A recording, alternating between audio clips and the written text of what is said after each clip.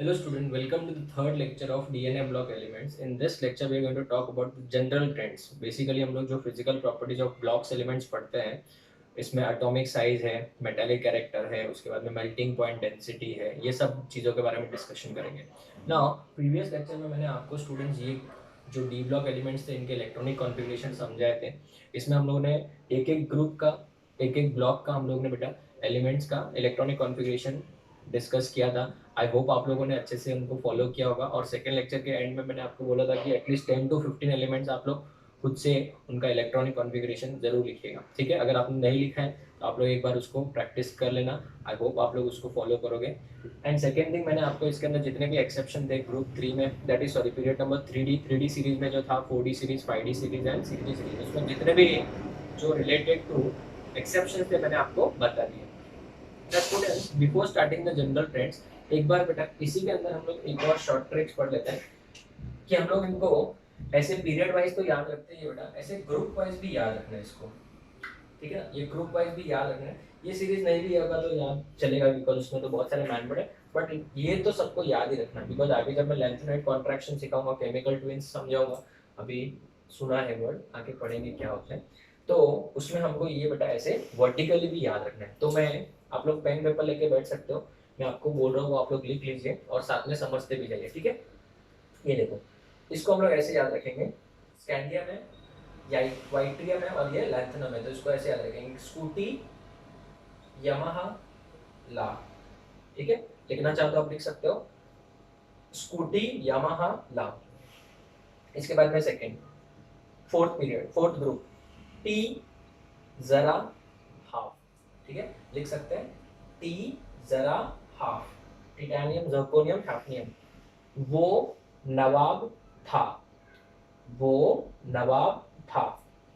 उसके बाद में नेक्स्ट, क्रोमाटन, क्रोमाटन, टंग मतलब टंगस्टन, सो क्रोमाटन. ठीक है ना, आई रिपीट, स्कूटी, यमाहा, ला, मेरे साथ बोलो, टी, जरा, हाफ, वो नवाब था, क्रोमाटन. यहां तक याद हो गया. नेक्स्ट लिख लीजिए, मन तक रे. कहां तक रे? मन तक रे. ये भी इसका शॉर्टकट ट्रिक हो गया. उसके बाद में फेरस, ये देखो फेरस, ये पूरा एक तीनों एलिमेंट्स को कंबाइन करके मैंने बनाया क्या, फेरस. ठीक है ना, फेरस, फेरस. ठीक है, उसके बाद में कौन रहेगा आयरलैंड में, कौन रहेगा आयरलैंड में. ठीक है, कौन रहेगा आयरलैंड में. ठीक है, उसके बाद में ये सब आपको पढ़ना है, अच्छे से याद रखना है. ठीक है ना, तो नहीं पढ़ोगे तो पिटोगे. ठीक है, मैं तो अभी मारने वाला नहीं, जनरली मैं तो स्टूडेंट्स के ऊपर हाथ नहीं उठाना. नहीं पढ़ोगे तो पिटोगे. ठीक है, नहीं पढ़ोगे तो पिटोगे. क्यों आगे आया, या फिर ऐसे, कौन आगे आया, कौन आगे आया में कोबाल्ट ना आ जाए इसलिए हम लोग ऐसे बोलते हैं, क्यों आगे आया. ठीक है, उसके बाद में लास्ट में, जिनी कनाडा में होगा. चीनी कहाँ पे होगा बच्चों, कनाडा में होगा. तो स्टूडेंट में लास्ट टाइम एक बार वापस से, अगर आपने लिख लिया है तो बच्चों फटाफट से हम लोग मेरे साथ एक बार आप बोल के याद कर लीजिए. स्कूटी आपको बोलना है, अभी भले मैं फिजिकली आप लोग मेरे सामने नहीं, लेकिन मैं ये सोच के सिखाता हूँ कि आप लोग फिजिकली मेरे सामने बैठे हो, हम लोग इंटरेक्शन करके पढ़ रहे बेटा, तभी आपको चीजें समझ में भी आएंगी, अच्छे से याद भी होगी. स्कूटी, यमाहा, ला, टी, जरा, हाफ, वो नवाब था, क्रोमाटन, कहाँ तक रे, मन तक रे, फेरस, कौन रहेगा आयरलैंड में, नहीं पढ़ोगे तो पिटोगे, कौन या फिर क्यों आगे आया, जिनी कहाँ होगा, कनाडा में होगा.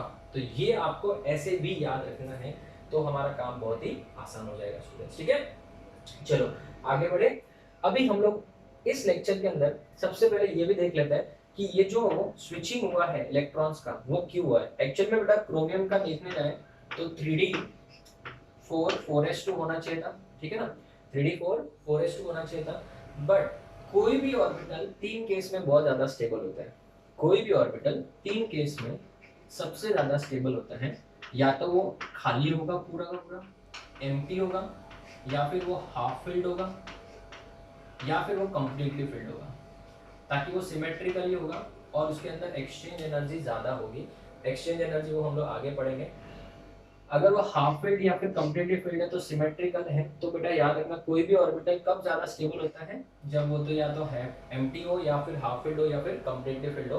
तो यहाँ पे एक इलेक्ट्रॉन यहाँ से बेटा इसके अंदर स्विच करता है और ये 3d5 हो जाएगा और ये 4s1 हो जाएगा। So this becomes very stable electronic configuration of chromium, same in the case of copper also. तो याद रखना इसके अंदर आंसर में आप लोग क्या लिखोगे, half field, completely field and symmetrical nature भी ऐड कर सकते हो। और क्या ऐड कर सकते हो, इसके अंदर एक्सचेंज एनर्जी मैक्सिमम होगी। ठीक है, वो हम लोग आगे पढ़ने वाले हैं। तो स्टूडेंट्स ये हो गया अपना इंट्रोडक्शन पार्ट। अभी हम लोग आज के लेक्चर में स्टार्ट कर रहे हैं very important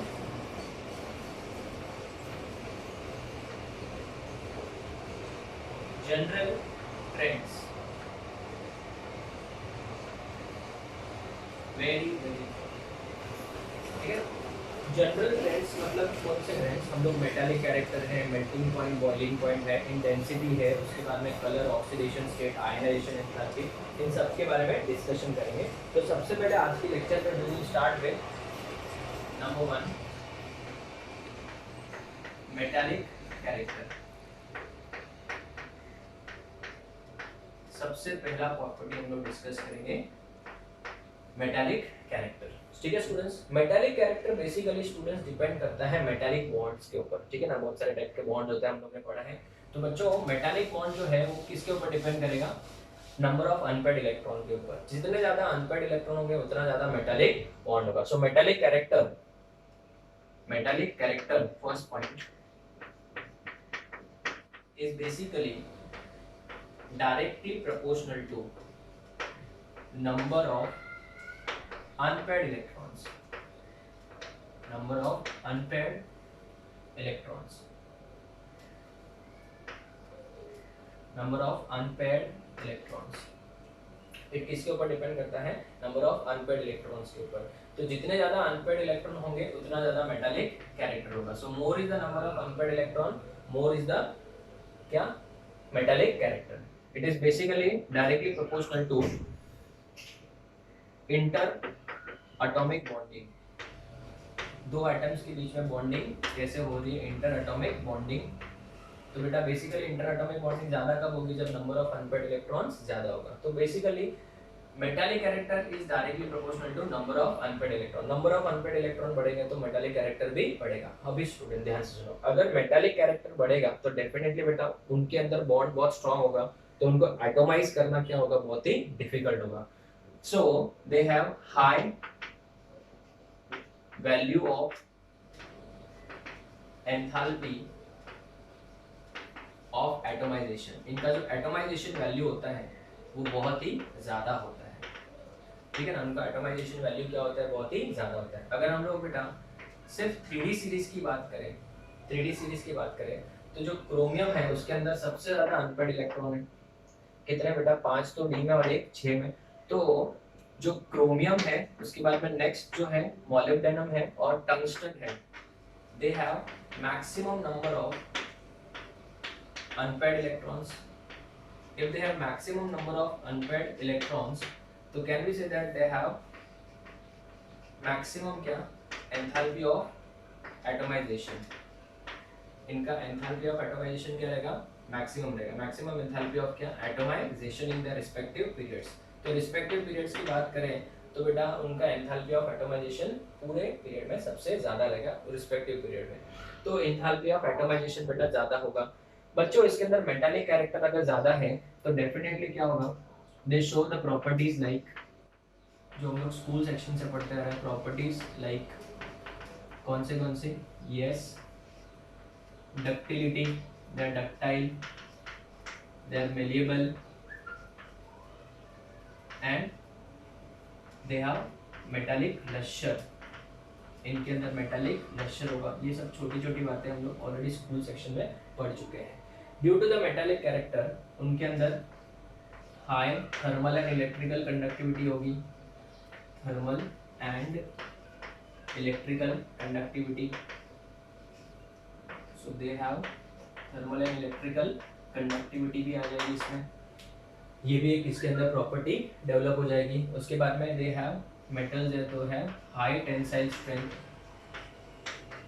high tensile strength, ये भी इसके अंदर प्रॉपर्टी आ जाएगी, ठीक है। उसके बाद में अगर हम लोग बात करें जनरली बच्चों मेटालिक कैरेक्टर है, खाली मर्क्यूरी को छोड़ दे तो बाकी सब सॉलिड स्टेट में एग्जिस्ट करते हैं। तो बच्चों अगर हम लोग बात करें सॉलिड स्टेट्स के बारे में, तो ये सब बेटा एक पर्टिकुलर क्या होता है बेटा, स्ट्रक्चर, क्रिस्टल स्ट्रक्चर फॉर्म करते हैं, they form a particular crystal structure. और जो क्रिस्टल स्ट्रक्चर होता है वो जनरली या तो HCP होगा, करेक्ट, HCP मतलब हेक्सागोनल क्लोज पैकिंग, ये सब हम लोग सॉलिड स्टेट में पढ़ रहे हो। तो अगर आप ये वीडियो लेक्चर्स सॉलिड स्टेट के पहले अगर आपका हो रहा है तो बच्चों ये फिलहाल आपको क्या रखना पड़ेगा, याद रखना पड़ेगा। तो पर्टिकुलर क्रिस्टल स्ट्रक्चर होता है, उसको हम लोग अलग अलग नाम देते हैं, 7 क्रिस्टल सिस्टम्स है, ठीक है ना, ब्रावियस ने बताया, तो वो हम लोग सॉलिड स्टेट में पढ़ेंगे। HCP का मतलब होता है हेक्सागोनल क्लोज पैकिंग, उसके बाद में they can be BCC body centred cubic structure, और CCP जिसको FCC भी बोलते हैं, that is face centred cubic या फिर क्यूबिक क्लोज पैकिंग, ठीक है। तो ये सब बेटा इनके क्रिस्टल स्ट्रक्चर्स होते हैं। अभी इनके क्रिस्टल स्ट्रक्चर में बेटा याद रखना, जो 3D सीरीज है हमारे लिए, कौन सा सीरीज, 3D सीरीज, वो हमारे लिए बहुत ज़्यादा इंपॉर्टेंट है। और 3D सीरीज के अंदर जो एलिमेंट्स हैं उनके क्रिस्टल स्ट्रक्चर्स भी आपको क्या रखने हैं, याद ही रखने हैं। तो 3D सीरीज के अंदर जो क्रिस्टल स्ट्रक्चर्स हम लोग पढ़ने वाले हैं वो आपको क्या करने हैं, याद रखने हैं। अभी यहाँ पे मैं लिख देता हूँ, चलो ठीक है, ध्यान देना। चलो स्टार्ट करते हैं। अगर हम लोग बात करें क्रिस्टल स्ट्रक्चर की, एक काम करिए आप लोग इसका ना फोटो ले लीजिए, फिर मैं आगे बढ़ता हूँ, ठीक है, क्योंकि वो उसमें लिए मुझे ज़्यादा अच्छी रहेगा। एक बार फोटो ले लो इसका, लिया, ठीक है, चलो स्टार्ट करते हैं। पूरा अच्छे से लिख के देता हूँ, ध्यान देना।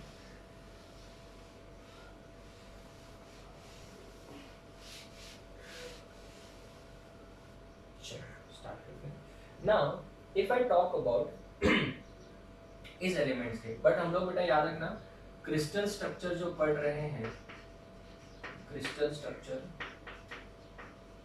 ऑफ 3D एलिमेंट्स ही पढ़ेंगे, ठीक है ना। हम लोग बेटा सब याद रखने वाले नहीं, हमारे सिलेबस में सबसे ज्यादा किसका है, 3D के बारे में ही हम लोग बात करेंगे। तो स्टूडेंट्स आपको भी सिर्फ 3D सीरीज को ही याद रखना है, एक एक चीज जो 3D सीरीज के लिए मैं बताऊंगा वो आप लोग प्लीज याद रखिएगा, ठीक है। तो क्रिस्टल स्ट्रक्चर में अगर हम लोग बात करें, सबसे पहले scandium, science teacher, very clever man, फेकोनी, कूनी, कजिन, ये याद है अपने को, ठीक है। तो बच्चों इसके अंदर ये जो Mn है वो बेटा एक, अगर मैं क्रॉस कर रहा हूं तो याद रखना it is a typical metal structure. इसका जो स्ट्रक्चर होता है वो एक टिपिकल मेटल का कैसा स्ट्रक्चर होता है वैसे होगा, बिकॉज वो हाफ फिल्ड है और यहाँ पे कंप्लीटली फिल्ड है, ठीक है। इसके बाद में यहाँ पे भी, तो ये दोनों याद रखना, they are typical metallic structure. उसके बाद में HCP stands for hexagonal, hexagonal close packing, hexagonal close packing. उसके बाद में BCC का मतलब होता है body centred, body centred cubic structure.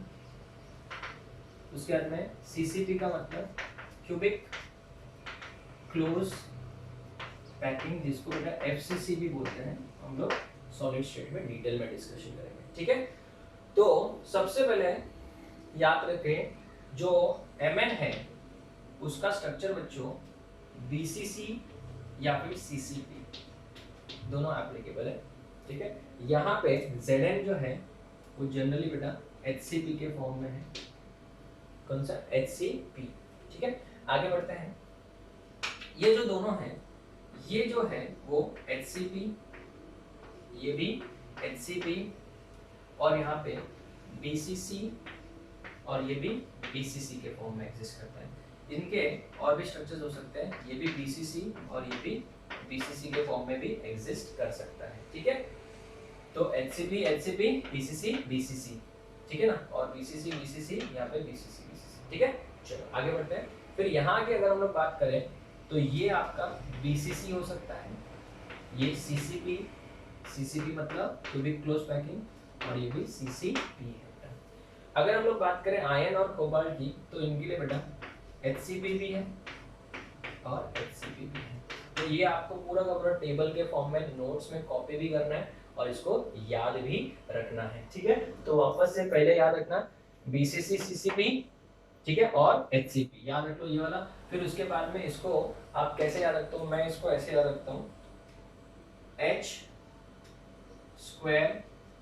B⁴, ये मेरा लर्निंग कोड, मैं ऐसे याद रखता हूँ H², ये देखो Mn का सबसे पहले किसका लिख लो आप, Mn का लिख लो और Zn का लिख लो, ठीक है ना। आपको कितने नाम आते हैं, 3 ही आते हैं, एक तो BCC CCP और HCP। तो याद रख लो इसके अंदर HCP और इसके अंदर जो बचे हैं वो BCC एंड CCP, ठीक है। अभी हमारे पास 2 टुकड़े हैं, एक ये टुकड़ा और एक Mn के बाद का टुकड़ा। तो लर्निंग कोड क्या है, H² B⁴, 4 ही है, ठीक है ना। H² मतलब HCP 2 बार हो गया, और B⁴ मतलब 4 बार BCC, तो BCC हो गया।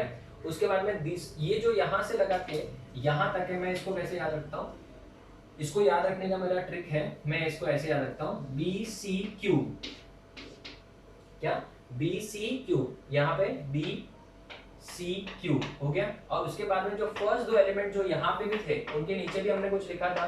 वैसे बेटा जो यहाँ पे लिखा था आपने, यहाँ पे क्या लिखा था HCP, इसको क्रॉस करो ऐसे, ठीक है ना। तो ये 2-3 बार आपको लिख के ही क्या होने वाला है, प्रैक्टिस होने वाला है। So this is the first general trend, that is metallic character, ठीक है। सो अभी वापस एक बार रिवाइज कर ले।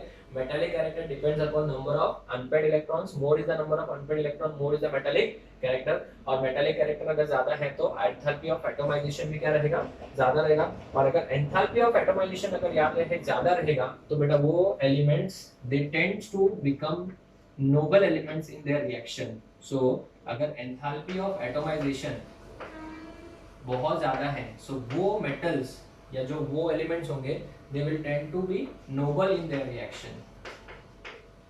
वो मतलब अपने रिएक्टिविटी को बहुत ही कम कर लेंगे बेटा, क्योंकि उनका एंथैल्पी ऑफ एटमाइजेशन बहुत ही ज्यादा है। क्यों, क्योंकि जब भी हम लोग मेटल की बात करेंगे, जब तक मेटल अपना इलेक्ट्रॉन लूज नहीं करेगा तब तक वो किसी के साथ बॉन्ड नहीं बनाएगा। तो अगर कोई मेटल है जो सॉलिड फॉर्म में, तो उसको बेटा अगर आपको आयन के फॉर्म में कन्वर्ट करना है तो सबसे पहले इसको सब्लिमाइज करना पड़ेगा, और सब्लिमेशन मतलब एटमाइजेशन वाला ही हुआ, और वो बहुत ही ज्यादा रहेगा तो वो रिएक्शन में पार्टिसिपेट नहीं करेगा। तो याद रखना ऐसे elements they tends to be noble, मतलब non reactive in their reaction वाला पार्ट। तो स्टूडेंट्स इसमें सबसे इंपॉर्टेंट है ये, क्योंकि आपको अगर एंट्रेंस में ऐसा पूछ लिया, generally Fe that is iron shows dash structure, ठीक है ना। BCC option A, option B HCP, option C it is CCP and option D it is both A and B, या फिर इन दोनों में से कोई भी एक दे देगा। तो याद रखना इसका आंसर अकॉर्डिंगली होगा। Is it clear? I think this part is very much clear. देखो ये लेक्चर्स जो है वो कंसेप्ट से रिलेटेड हो रहे हैं, ठीक है। अभी हम लोग बढ़ेंगे बेटा next point, that is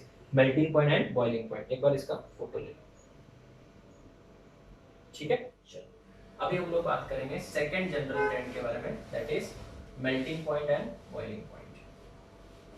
melting point boiling point basically किसके ऊपर डिपेंड करता है, वापस से डेफिनेटली मेटालिक बॉन्डिंग के ऊपर। So more is the metallic bonding, more is the melting point and boiling point, ठीक है ना। मेल्टिंग पॉइंट की तो बात कर ही सकते हैं बेटा, क्योंकि जब तक मेल्टिंग होगा तब तक बॉइल तो होगा नहीं। तो मेल्टिंग पॉइंट ज्यादा कब होगा, जितना ज्यादा मेटालिक बॉन्डिंग होगा उतना मेल्टिंग पॉइंट क्या होगा, ज्यादा होगा। सो this is very important discussion now, ठीक है। चलो so if I talk about melting point, second point and boiling point, so basically they depends upon number of unpaired electron. So second point, melting point and boiling point. ठीक है। So students, if I talk about this, melting point is directly proportional to strength of interatomic bonding, that is metallic bonding, interatomic bonding. So more is the interatomic bonding, more is the dash melting point or boiling point. Yes or no? So basically that is depending on number of dash unpaired electrons. So more is the number of unpaired electron, more is the metallic bonding, and more is the metallic bonding, more will be the melting point. ठीक है। तो अगर हम लोग बात करें इसमें ये जो मन तक रे वाला ग्रुप है, मन तक रे। क्या इनका बेटा हाफ फील्ड इलेक्ट्रॉनिक कॉन्फ़िगरेशन है? यस। तो इनका बेटा याद रखना हाफ फील्ड इलेक्ट्रॉनिक कॉन्फ़िगरेशन होने की वजह से दे आर हाईली स्टेबल, और हाफ फील्ड इलेक्ट्रॉनिक कॉन्फ़िगरेशन होने की वजह से हाईली स्टेबल, और हाईली स्टेबल होने की वजह से बेटा इनके अंदर मेटालिक बॉन्डिंग बहुत ही कम होता है। वो लोग मेटालिक बॉन्डिंग नहीं बनाते क्योंकि वो तो हाफ फील्ड हाईली क्या है, स्टेबल है। ऐसा नहीं कि मेटालिक बॉन्डिंग नहीं होता है, बट कम होता है, और मेटालिक बॉन्डिंग कम होने की वजह से बेटा याद रखना इनका मेल्टिंग पॉइंट में ड्रास्टिक डिक्रीज आ जाता है। नो डाउट बेटा बॉइलिंग पॉइंट तो ज्यादा ही होता है, बॉइलिंग पॉइंट ज्यादा ही है, बट मेल्टिंग पॉइंट में ड्रास्टिक डिक्रीज आता है। सर तो अगर यहाँ पे ऐसा प्रॉब्लम है तो डेफिनेटली जिंक वाले कॉलम में भी होगा। Very nice. अगर मैं बात करूँ जिंक वाले कॉलम की, जिंक, कैडमियम एंड मर्क्यूरी, तो बेटा इनके अंदर कंप्लीटली फिल्ड ऑर्बिटल है। So they have completely filled D orbital है, और कंप्लीटली फिल्ड डी ऑर्बिटल है तो बेटा ये भी मेटालिक बॉन्डिंग बहुत ही कम करेंगे, तो देयरफॉर इनके भी मेल्टिंग पॉइंट बहुत ही कम रहेंगे। और मर्क्यूरी तो सबको पता ही है, इसका तो क्या है मेल्टिंग पॉइंट माइनस में बेटा। ये तो बेटा क्या है, ये तो रूम टेम्परेचर पे भी क्या है, लिक्विड ही है, रूम टेम्परेचर पे भी लिक्विड ही है। ठीक है, तो अगर आपको कभी एंट्रेंस एग्जाम में पूछ ले, ये वाला जो हैशटैग है बेटा वो आपको याद रखने वाला है कि डी ब्लॉक में, पूरे डी ब्लॉक की बात कर रहा हूं अभी मैं, डी ब्लॉक में लोएस्ट मेल्टिंग पॉइंट होता है मर्क्यूरी का, and that is -38 degree Celsius. ये परफेक्ट वैल्यू है, ठीक है ना, -38 degree Celsius. And D block में highest melting point, I think ये तो सबको पता ही होगा, पता है ना, लास्ट टाइम बताया था, यस इट इज टंगस्टन, और इसका मेल्टिंग पॉइंट होता है 3400 डिग्री सेल्सियस। तो ये हो गया कौन सा, melting point and boiling point. अगर मैं बात करूं 3D सीरीज की, तो 3D सीरीज में बेटा बहुत बार पूछा जाता है मेल्टिंग पॉइंट, वो क्या है ध्यान दीजिएगा। 3D सीरीज की बात करें तो स्कैंडियम से लगा के क्रोमियम तक बेटा क्या हो रहा है, नंबर ऑफ अनपेड इलेक्ट्रॉन बढ़ रहे हैं। मैं मैंगनीज की बात नहीं कर रहा हूँ क्योंकि पता है ना वो यहाँ पे थोड़ा सा इंपॉर्टेंट है। क्रोमियम से लगा के, सॉरी स्कैंडियम से लगा के क्रोमियम तक नंबर ऑफ अनपेड इलेक्ट्रॉन क्या हो रहे हैं, बढ़ रहे हैं। So more is the number of unpaid electron, melting point भी क्या होगा, बढ़ेगा। सो 3D सीरीज में scandium to chromium melting point क्या होता है, इंक्रीज होता है।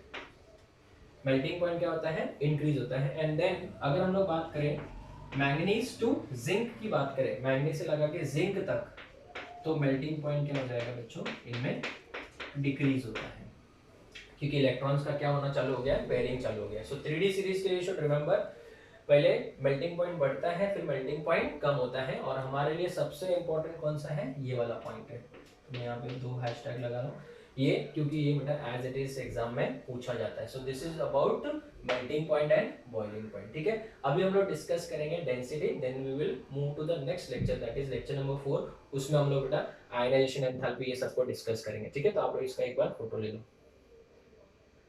ठीक है, चलो अभी हम लोग बात करते हैं नेक्स्ट डेंसिटी की, वो भी हमारे लिए इंपॉर्टेंट है, फिर आज का लेक्चर हम लोग वाइंड अप करते हैं।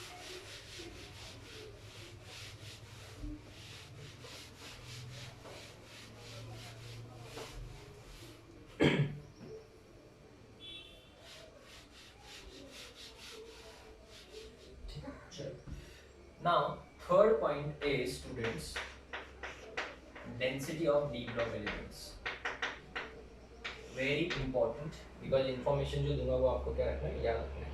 Now students if I talk about density, what is basically density? Density is the ratio of mass upon volume, ठीक है ना, mass upon volume, density is the ratio of mass upon volume. This is not mole concept कि हम लोग absolute density, relative density वो सब पढ़ेंगे, just simple बेटा हम लोग को पता है कि density is equals to mass upon volume होता है। ठीक है, चलो अभी हम लोग को एक बात समझनी है कि जब मैं लेफ्ट टू राइट जा रहा हूँ, left to right that is along the period, along the period की बात करें तो in that case क्या हो रहा है, electron is added to the same shell, electron is added to the same shell, but इतना तो कंफर्म है कि मास क्या हो रहा है, इंक्रीज हो रहा है। हाँ ये तो सब पता है, मास तो 101% क्या हो रहा है, इंक्रीज हो रहा है, बट इलेक्ट्रॉन बेटा क्या सेम शेल में ऐड हो रहा है, सेम 3D शेल में ऐड हो रहा है, ठीक है ना। अगर हम लोग 3D की बात करें तो सेम 3D में इलेक्ट्रॉन ऐड हो रहा है, 3D 1 2 3 4 इधर 5 हो गया, फिर ऐसे सेम ऑर्बिटल में ऐड हो रहा है, तो कैन वी से दैट बेटा सेम इलेक्ट्रॉन ऐड हो रहा है एट द सेम टाइम हर एक के न्यूक्लियस में एक प्रोटॉन भी तो बढ़ रहा है, यस प्रोटॉन बढ़ रहा है, तो न्यूक्लियर चार्ज क्या हो रहा है, न्यूक्लियर के अंदर का चार्ज बढ़ रहा है कि कम हो रहा है, न्यूक्लियर चार्ज बढ़ रहा है, जिसको हम लोग क्या बोलते हैं, Z, बराबर है। बट हम लोग यहाँ पे बेटा मल्टी इलेक्ट्रॉन सिस्टम है, तो हम लोग क्या बोलेंगे, Z इफेक्टिव, ठीक है ना। और Z इफेक्टिव सबको पता है कि Z माइनस स्क्रीनिंग कांस्टेंट या फिर शील्डिंग कांस्टेंट, ये हम लोग ने पढ़ा था स्टेटस कांस्टेंट के कांसेप्ट में। तो students basically Z effective is equals to Z minus sigma, तो यहाँ पे न्यूक्लियर चार्ज क्या हो रहा है, बढ़ रहा है। तो अगर न्यूक्लियर चार्ज बढ़ रहा है, थोड़ा सा अगर बाउंसर जा रहा है, तो वापस एक बार बता दूं, इलेक्ट्रॉन बेटा सेम शेल में ऐड हो रहा है कि अलग अलग शेल में, सेम। तो न्यूक्लियस के अंदर इलेक्ट्रॉन बढ़ रहा है, प्रोटॉन बढ़ रहा है कि कम हो रहा है, प्रोटॉन बढ़ रहा है, तो न्यूक्लियस के अंदर ताकत बढ़ते जा रही है, बट शेल तो वही रहा, तो न्यूक्लियस ताकतवर होते जा रहा है, बट शेल वही है, तो इसका मतलब न्यूक्लियस क्या करेगा, उन इलेक्ट्रॉन्स को अपनी तरफ जोर से खींचेगा, तो उसका न्यूक्लियर चार्ज क्या हो गया, बढ़ गया, ठीक है। और न्यूक्लियर चार्ज बढ़ जाएगा तो शेल का साइज क्या हो जाएगा, कम। सो शेल का साइज कम हो गया मतलब वॉल्यूम क्या हो जाएगा, कम हो जाएगा। सो atomic volume will decrease, this is very very important। तो मास इंक्रीज हो रहा है, वॉल्यूम डिक्रीज हो रहा है, so therefore now you tell me what will happen to density, density will decrease as we move from left to right in the periodic table, मतलब इस group में। तो स्टूडेंट्स याद रखना डेंसिटी क्या हो रहा है, डिक्रीज होगा, डेंसिटी यहां से लगा के वहां तक जाते जाते डिक्रीज होने लगेगा। तो अगर हम लोग बात करें पूरे पीरियोडिक टेबल में, पूरे पीरियोडिक मतलब पीरियोडिक टेबल नहीं, डी ब्लॉक की अगर बात करें, तो डी ब्लॉक में मिनिमम डेंसिटी जो होती है, minimum density should remember, I think, ठीक है ना, ये सबको याद रखना है। मिनिमम डेंसिटी होती है बेटा स्कैंडियम की, इट इज 3.43 ग्राम पर सीएम की, याद ही रखना है, मैं बोल रहा हूँ याद ही रखना है। डी ब्लॉक में मिनिमम डेंसिटी होती है बेटा किसकी, स्कैंडियम की।